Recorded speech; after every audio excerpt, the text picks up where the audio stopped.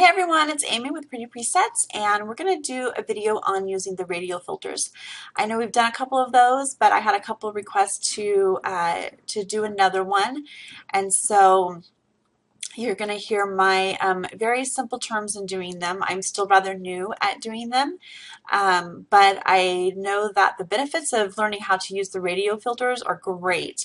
We're going to use this photo right here. First thing I'm going to do with this photo is I am going to straighten it because I like having straight photos to work with, and I know that it cut off part of her shoes down there, and I don't really care because I'd rather have a straight photo.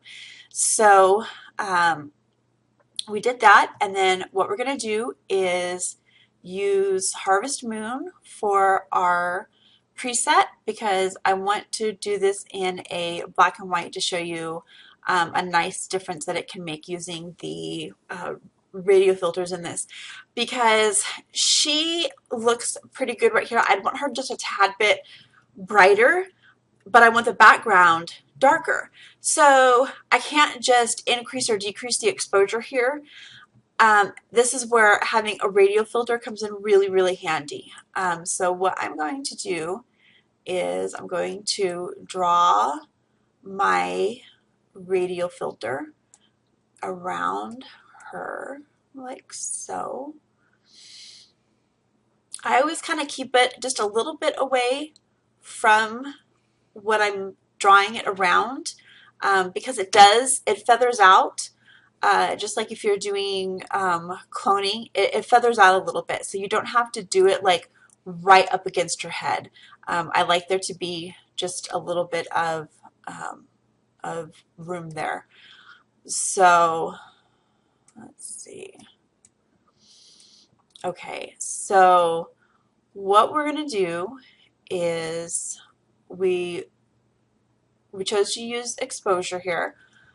Make sure that when you click on your radial filter that you choose, you're going to see the arrows, and then you're going to choose, you're going to choose what you're going to use for the radial filter. Mine was just already on exposure, so it was just already there. So when we do not have this clicked, this invert mask, then what happens is the outside is getting the effect. See how she stays the same? It's the outside that is getting the effect. It looks like she got lighter, but she didn't. It's because the outside got so much lighter. Watch her face and you'll notice that she's not getting lighter, okay? It's the outside that is. So when you are using the radial filter, you choose which is going to be affected by what you're adjusting here. Are you going to adjust what's in the bubble or out of the bubble? So right now, we're adjusting what's out of the bubble. So I want my outside to be a bit darker. And don't worry about what's going on in here, because we're going to make another filter when we're done that will change her.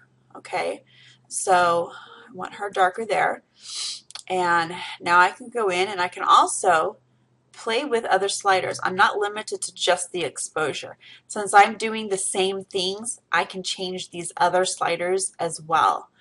So I'm going to take advantage of that and do that. Give it a nice, strong black and white feel.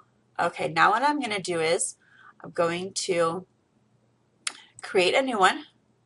I'm going to keep it on exposure, and I'm going to draw another filter around her.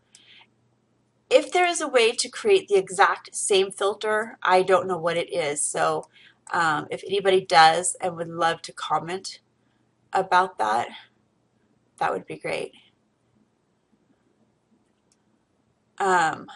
So we're going to draw that here. And, oops, did the wrong thing.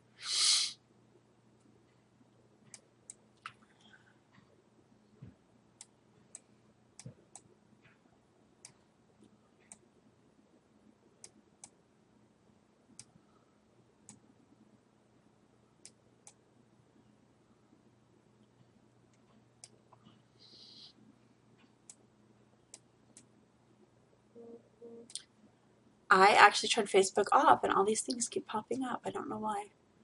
Okay, so now we're going to increase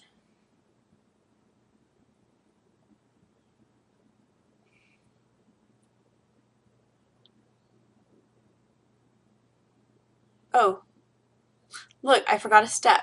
Who can tell me what step I forgot? Look down here, invert mask. Totally forgot to do that. So now, as I increase this, the inside changes. And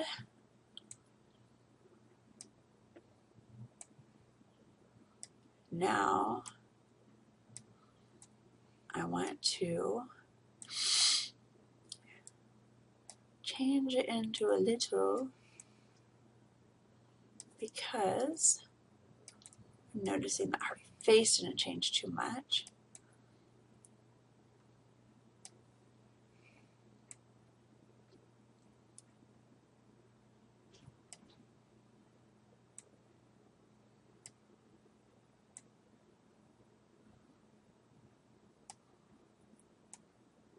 Make her face softer. Doesn't need to have as much clarity on it.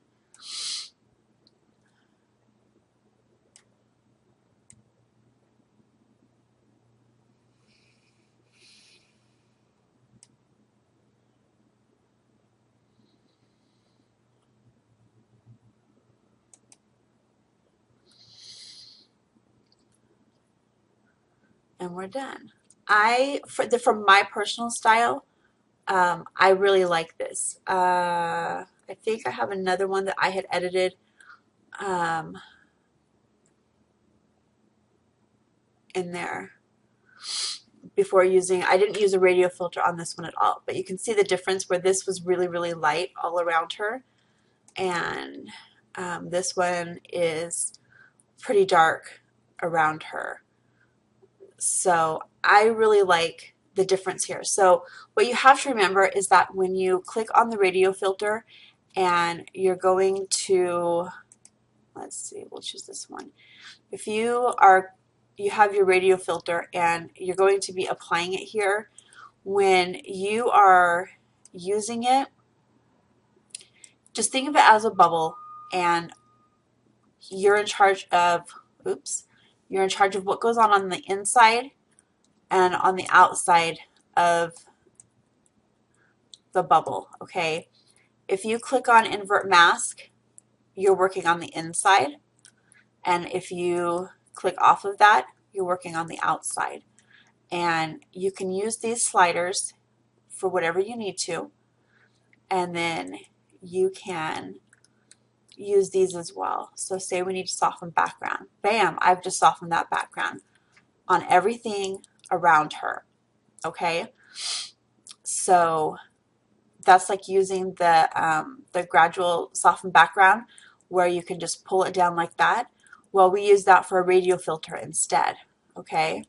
So there's so many different tools that you can play with here. You know, that's a pretty neat effect that you can do. See what it looks like before that. See, that's what it looked like before, but then when we clicked on that and used that, that is, hold on a second. I'll put it on, you've got it on skin smooth. So again, that's going to make everything in the background smooth. So whatever like brush or filter you click on in here, that's what it's going to do in the area that you've got clicked on for these filters. So they're pretty powerful. You can do just about anything with these, and so you'll see that some people will you know, use them for everything. They'll have 5 or 6 different radial filters, and this is why, because you can use them in so many different areas. So hopefully that helps out a little bit. If you have questions and want more answers and you know, need to understand them a little bit more, feel free to leave questions on the in the comments when I post up the video in the Facebook group. So hopefully that helps some of you. Thanks, and have a great and pretty day. Bye-bye.